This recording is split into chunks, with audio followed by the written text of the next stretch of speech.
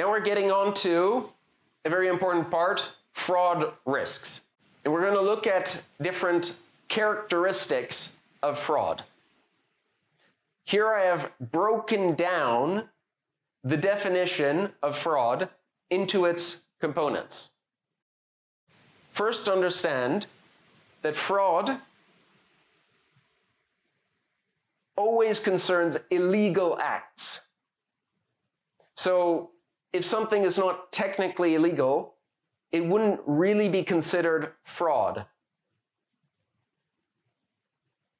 It is characterized by deceit. You are deceiving someone to get a benefit. That means tricking, finding ways of manipulating people in certain ways. Concealment means that you are trying to hide your activities. So think about this. Say everyone in the office takes pens. Everyone in the office takes pens, and occasionally they get stuck in jacket pockets, and occasionally they make their way home. But no one's really trying to, conceal the fact that, they took a pen for a meeting and, it was in their jacket pocket and it ended up in their home. If they were ever asked for the pen back, I'm sure that they would give it. There would be no technical concealment in that case.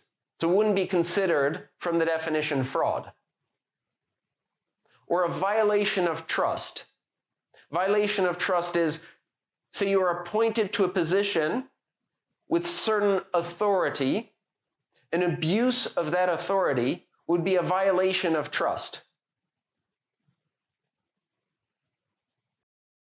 You have to understand that threats or the use of violence are not actually required for there to be fraud. You do not need to threaten violence. You do not need to use violence.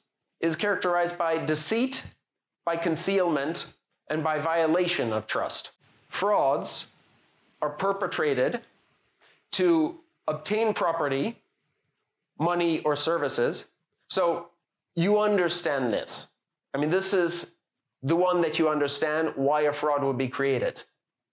But fraud can also happen to avoid paying or losing a service. Let me give an example. You have software licenses that might expire within a year.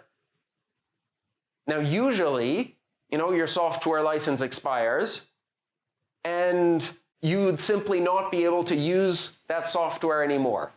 And often there are controls in place in the more sophisticated software, such as Microsoft Office, to make sure that you wouldn't use it more than the time that you had purchased for. But what happens if you use some kind of hacking tool to, I don't know how this works, but say change the time on your computer so that it thinks that you're still within a valid period. I'm not very good at hacking, so I can't help you on this. But this would be a way of avoid paying or losing a service. Finally, to obtain a personal or business advantage, forging documents to make it appear that you are eligible for a loan, or changing information so that it appears that something can be given to you, such as a promotion, which might not otherwise be deserved.